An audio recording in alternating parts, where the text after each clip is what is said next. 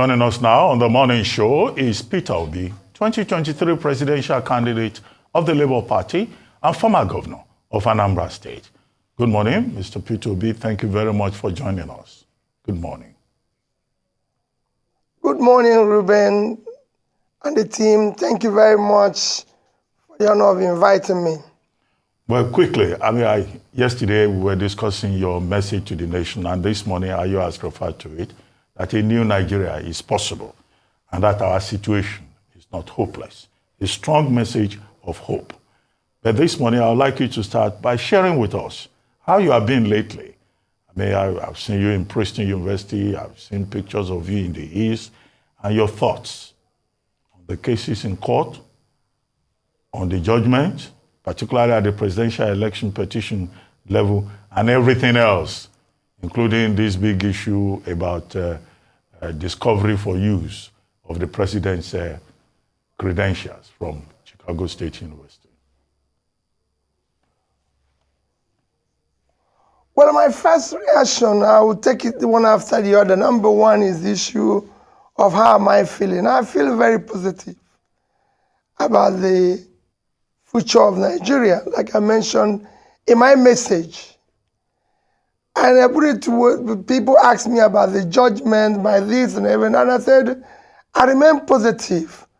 Because when I look at what is happening now, and comments of respected, highly respected, I would say, and less respected Nigerians, and Nigerians in generality, it underscores the erosion of value that comes to the heart of the urgency of building a new Nigeria, where things will be properly done based on people saying the truth, doing things rightly, within the laws and behavior that is required of a modern society. So for me, I feel positive. On other areas, and maybe as we go along, I will clarify what is happening and everything. Thank you. All right. Okay. Welcome, Mr. Peter Obi. Now, just to ask you, because this is a big topic currently with regards to the fuel subsidy removal, the attendant effect on Nigerians, the response by organized labor. Yesterday, they met with the federal government and they said they were going on a mother of all strikes starting tomorrow if their demands were not met. I'd like to ask you a question with regards to what you would have done, because during the campaign season, you described fuel subsidy as organized crime and that you were going to remove it. What would you have done differently? So would you have still gone ahead to remove it? Would the timing have mattered? What would you have put in terms of palliatives if you had been elected as president? Well, let me reiterate my position. And I said, fuel subsidy is organized crime as it was being practiced even before. If you go and look at my tweet of September 19, 2022, and then read my manifesto, it showed clearly, manifesto for Labour Party, showed clearly the way we would have approached it. First, subsidy is organized crime. I've said this repeatedly, and that is going to be removed. I mentioned it during the campaign. I mentioned that what we are consuming is far above what we are supposed to be consuming.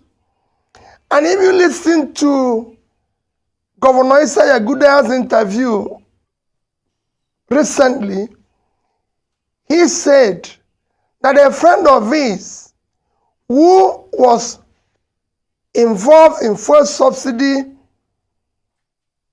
gains and everything told him that it is criminal, that he's even tired of making money through that type of crime. It should be removed. Which shows there's a criminality side of it and corruption side of it. Then if you look at, since the subsidy has been removed, our consumption is just about half of what it is, which again shows that what we are consuming was. So for me, the approach would have been, and that's what I said, go and read my tweet, is to remove the corruption and criminal side of it, remove the excess demand that is not factual. By doing this, you would have reduced it by 50%. The remaining 50% is what would have been able to, after consultation with various stakeholders, been able to find a way to, in an organized manner, remove and showing the proceeds of the removal or the gains of the removal to be invested in a critical development areas, education, health, and pulling people out of poverty. People need to see that transparency of transferring from here to here, the gains and everything. And when you do it in an organized manner, with proper palliative that are well structured, thought after, not just haphazardly, you would have been able to see Nigerians go along with you. One of the things we are suffering with this announcement is what I can call announcement effect. You see, policies like these are not what you just announce haphazardly. There are things you thought through and everything. That's what we would have done as Labour Party. Okay, so Mr. Peter Obi, I would also like you to sound off on probably some level of specifics as regards the kind of palliatives you'll have even put in there in the first place. What are the kind of targeted palliatives? And let's talk about this floating the naira, the exchange rate conundrum, where we are today. Things have gone really south. Formerly, naira to the dollar, we know the threshold as at 2015, but now it's over 1,000 naira to the dollar. The naira has taken a tremendous beating. What would you like to say about this? You've also talked about, fraudulent activities in the foreign exchange market and all of that. What would you do precisely, probably step-by-step empirical approach to the naira as we speak today? Well, again, my dear friend Rufai, congrats, I heard you're now a doctor. So you're going to be more difficult on dealing with. So let me tell you, Mr. Rufai, first is that you can't float a currency you don't have supply with. It's like building a non-gated house in a criminal-ridden society. You have to have a defense mechanism. Nobody floats what you don't supply, you don't have supply. I believe, I wouldn't even, not just saying what we would have done, but I believe that now we have new CBN team. They have to look at the overall monetary policy, which, and if they focus on their job, which is exchange rate, inflation, and everything, I know it is again not something you announce haphazardly. It's something you look at. Nobody flows his currency without having adequate supply. When you don't have adequate supply, there were pressures, there were criminality in our exchange rate regime. Again, we should have worked on eliminating those criminality and excesses in our foreign exchange regime because there is strong unmet demands. The naira was under pressure and a bit overvalued. Everybody knew that. So what you would have done is to devalue the currency. We were at 4.12, before now, a devaluation to about 600 or thereabouts, 600 would have been it. We are trying to manage the supply by making sure that we deal with issues that is what controls your exchange rate. The fact is a simple thing, is your reserve. And what controls your reserve is your export. You have avenues and things that you would have exported. You're supposed to export from your oil to other minerals to everything, is to encourage those things that will help to start dealing with issue of any more foreign exchange while trying to manage what you have, rather than just leaving it open and say market forces. I can tell you, not even in the developed world have anybody left this currency to market forces, because sometimes you might not control it. And now it's because it's difficult to control, because you cannot reverse your policy that you've sent now. So that's why I said this is an announcement effect that would have been well thought through by a proper economic team and consultation properly before announcing. You don't just announce these things in a market square and say we're going to do this. Okay, Mr. Peter Obi. Governance is different from that. Mr. Peter Obi, I want to get you right, and that's why I ask specifics. Are you saying we should have devalued the currency to over 600 and go to look for money That's to what I would have done. Go and currency? read my listen. Yes, I would have done that. So you're saying that go to look for money to... I would have devalued the currency, still stay where we with a management form, making sure that whatever is available is used by the real sector. But in all removing the criminality, I can tell you, Mr. I Peter know Obi, in that regime, I know, yes. Mr. Peter Obi, but in all fairness, to this government, where will the money have come from for them to now be able to keep that rate, owing to the fact that the CBN report coming out saying that we are so encumbered that we probably only have around 3 or 4 billion in our reserves to be able to spare. So where will the money come to now defend the currency when we have a backlog of close to $6, $7, $8 billion in the first place? So are you saying you will have borrowed more to now defend the currency? I'm involved a little bit in finance. And I know that in every country of the world, they're even trying to borrow money, even using a company. It doesn't matter what yes, you can do that. You are not borrowing to defend, just to defend the currency, but to stabilize it temporarily while you're working aggressively on your exports. It's not everywhere. We are not the first to do it. You can do that while you're working aggressively on your export, which, if you look at what people are stealing and doing today, if we're able to do it, and remember what I said, manage the criminality side of it, like whether it's rand tripping, anything. If you do it properly, I can tell you, you will be able to do it. And also, removing the fact that dollar has become what you can call underground currency of our economy. It shouldn't be. We have a currency called Naira. So you should remove it. All these things that people are using dollars to do, which are not productive, should be removed. If you remove it, I can assure you can strengthen the currency. But you have today, even if you want to do party primary, people are sharing dollars. If you have these people, that is not our currency. And that should be a stiff penalty in dealing with that issue. If people earn it legitimately, let them spend it the way they want. If people are doing business and earn it, let them spend it the way they want. But in a situation where it has become even a means of, call it corruption and criminality in our system, we should be carefully manage it. Mr. Obi, but if you earn it legitimate, like I said, even if you want to put it in your pillowcase, go and put it there. If you want to do it the way you feel you're safe, that's fine. But illegitimate one, if we remove all that, we can manage the rate.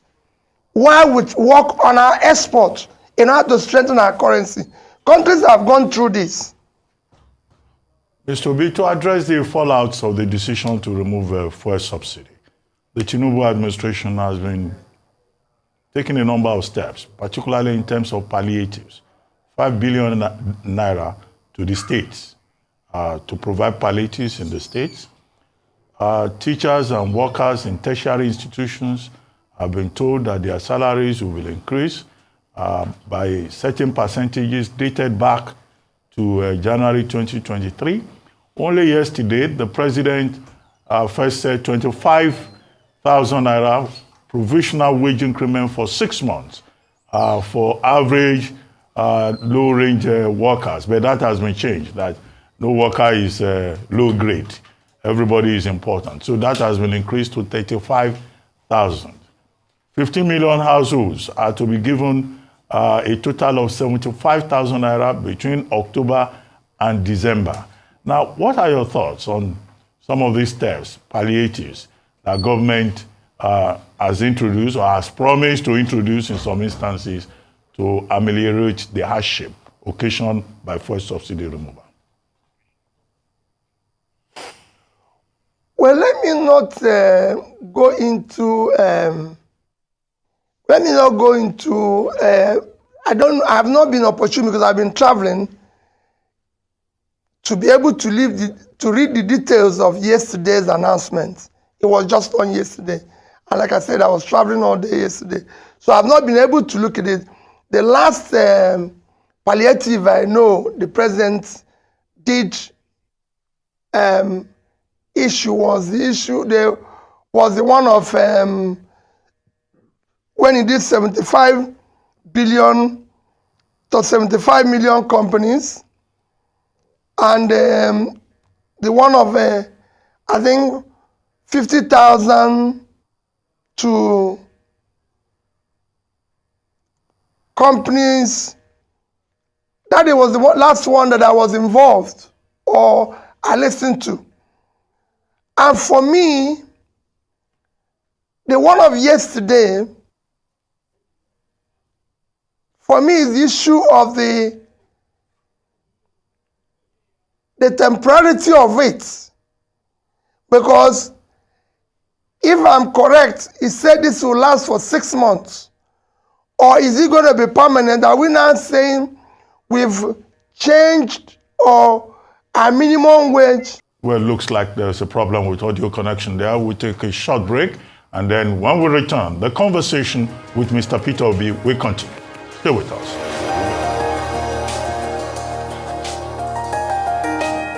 Welcome back to the morning show here on the Arise News channel. Our guest is still Peter Obi, 2023 presidential candidate of the Labour Party and former governor of Anambra State. Mr. Peter Obi, thank you very much for staying with us. Well, before we took that break, you were talking about the provisional nature of these 6 months, 35,000 naira for federal workers that the federal government promised yesterday. And you were raising a number of questions. Please go ahead. What I said before is that if you look at what this government has been doing since inception, you could see announcements with limited thinking, which again produces limited outcomes. The temporality of it is like announcement effect. You're just moving, and suddenly, even just yesterday, like you said, 25 naira and 35 naira, that means it wasn't thought through. But let me go back to the one I said I listened to the announcement. A few weeks ago, they announced that they're going to do 75 billion, if I'm right, to 75 companies over the next 1 year. They've done 150,000 naira to what they call supposedly small businesses. I will call it because it was micro businesses and things like that they are going to give 50 million. And then, of course, they've come up with this new one. When I looked at that one, my question is 75 billion to 75 companies. Are these companies in Ikorodu or the ones in just Kaduna or in Inewi?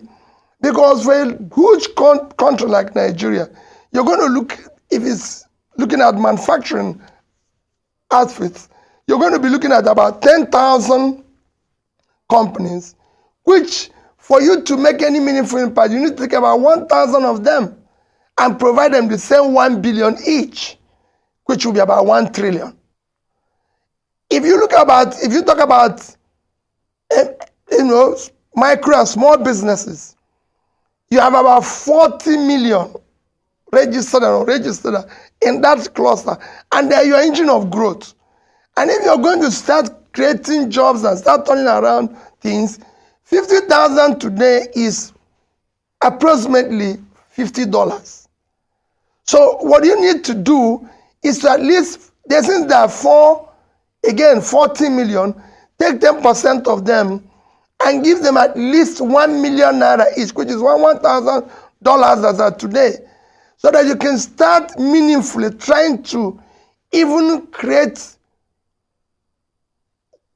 two jobs by making sure that each of them are working. So things have to be done differently, and it must be thought through with proper consultations and economic team that have sat down and analyzed this. It's not just announcing that, oh, we've done this to states, there must be, again, a coordination between the federal, the state and local governments in trying to pull through this difficult time.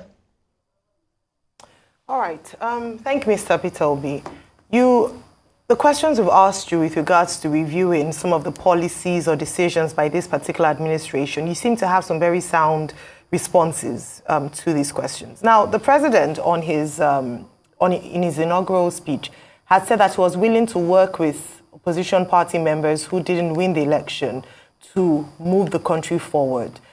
Has an invitation like that been extended to you, and would you be willing, for the collective good of the nation, to offer some of your ideas and options to this particular government to move Nigeria forward? And second of all, very important statement you made during your appearance at Princeton University, that the leaders in Nigeria must have the right qualifications. That can be a bit vague. When you say right qualifications, are you saying that they should upgrade the minimum standard for who would become president or governor from being just having a school leaving certificate, or qualifications in terms of bringing experience, what you bring to that office? So just those two questions. Would you be willing to work with this government for the good of this nation, because people are suffering, with your great ideas to work with this government? And second of all, what do you mean by right qualifications for whoever it is that should lead this nation? Okay, let me go ahead and tell you. We are at a point where we're challenging the process. These are part of what makes a nation. The process through which people come into office or assume or achieve anything is far more fundamental than what they do thereafter. It is important that the people come through the right door and not just jump into through the window and start saying, okay, let's move on, let's clean it up, let's do this and everything. No. So we're challenging the process, and that has to come to a logical end before any other thing. And it has to be something that people will seemingly, that's why I said we have to begin by doing the right things. And not doing the right things is having the right process. On issue of qualification, I never said anything with regards to improving the degree or doing this. The issue of qualification is the issue of leaders making statements, doing things that are honest and truthful. This is an issue of honor and integrity. It is the foundation on which you build society.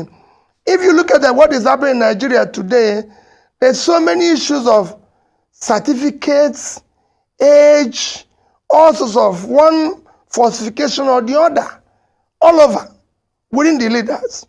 There's no way people can be doing this and be able to do the right things, because that means they live in a falsified life. And that is not good morally, and a sign it should be given to the society. There's so many great people in the world who did not go to school. And I can tell you, America today, one of the highest, or I would say the greatest president America has ever had, is Abraham Lincoln.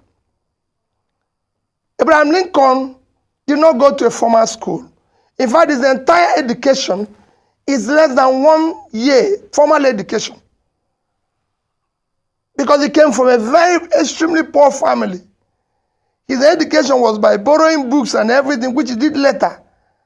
But he was able to show, if you read his history, you show that he came from a very poor home and did not have formal education.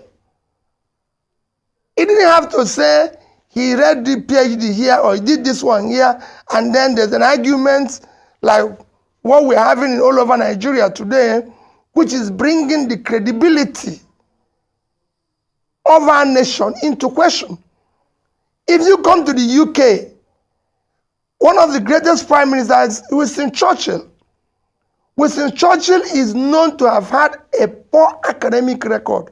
In fact, his academic record was very bad that his father had to enlist him in the army.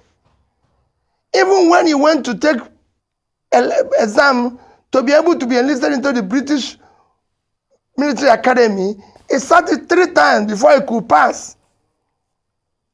Eventually, he became a prime minister, became a great prime minister. You go to the corporate world, the biggest company we have today in terms of market value is Apple.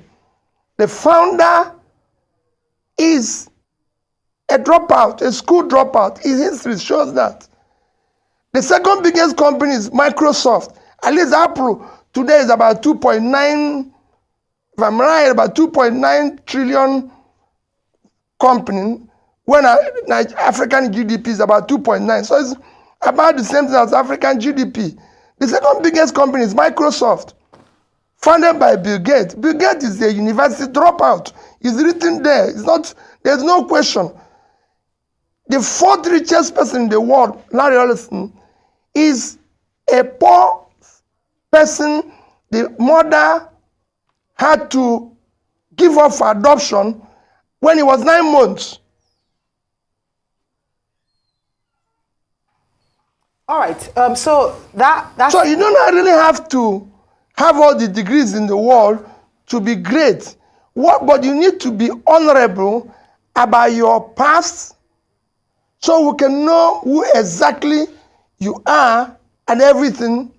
The world are bound by great people who have poor past and no education, and that forms part of their greatness. All right. We'll take a quick break, just so we can get back that connection. And when we come back, we'll continue to speak to Mr. Peter Obi, 2023 presidential candidate of the Labour Party and former governor of Anambra State.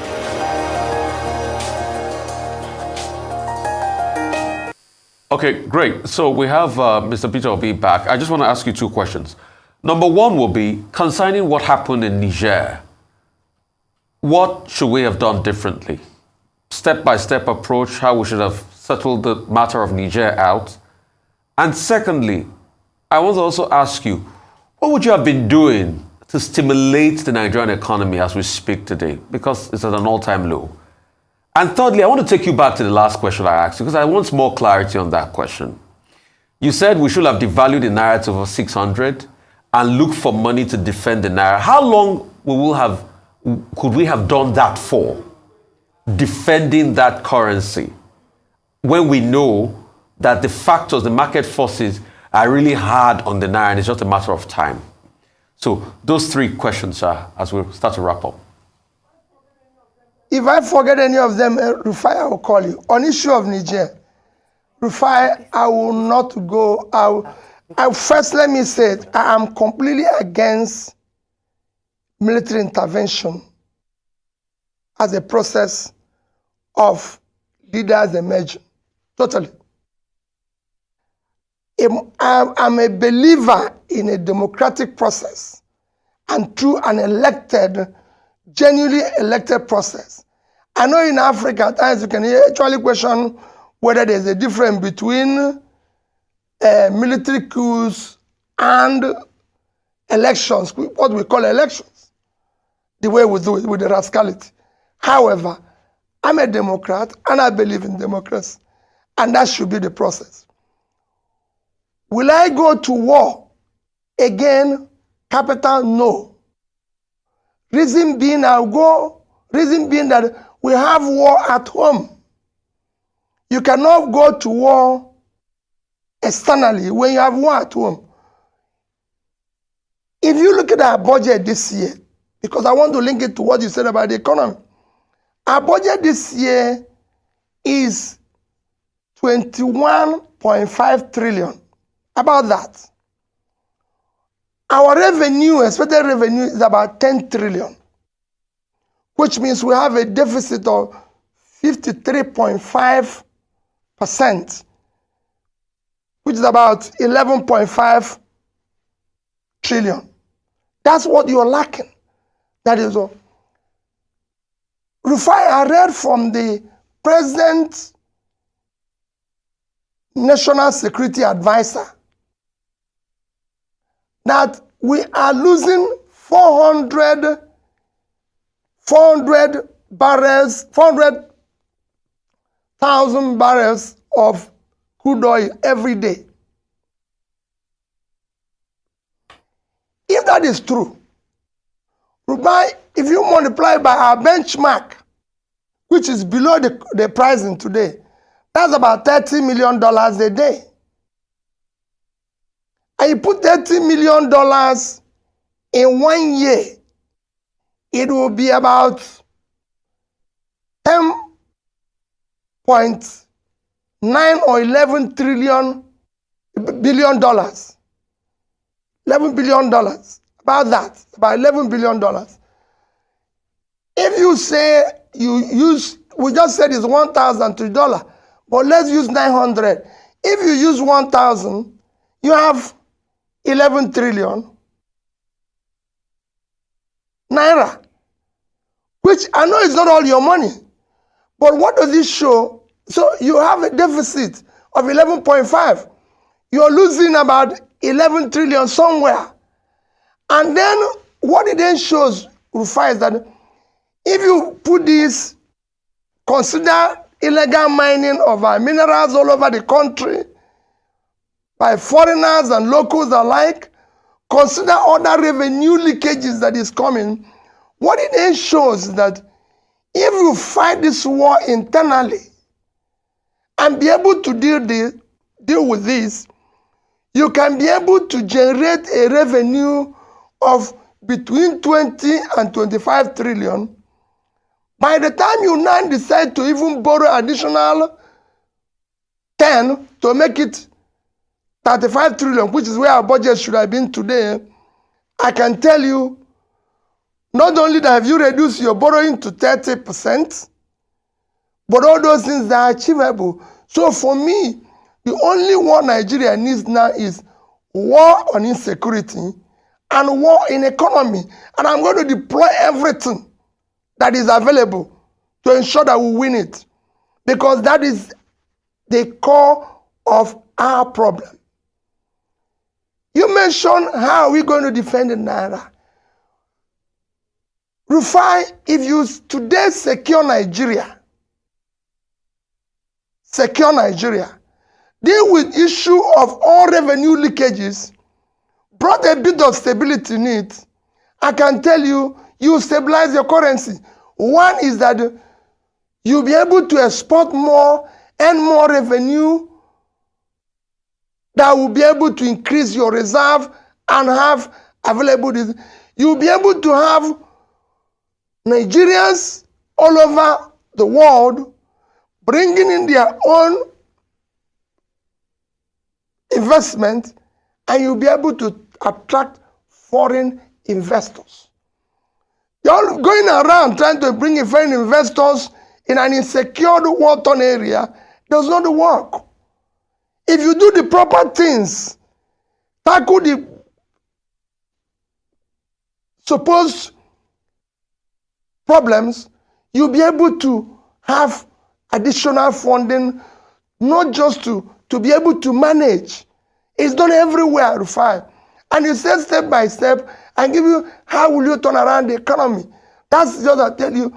If you look at what I've been saying from beginning, moving it from production, from consumption to production, this is the way you start it. Mr. B. You first have to, government will tell you today, we are short of revenue, our revenues are not this.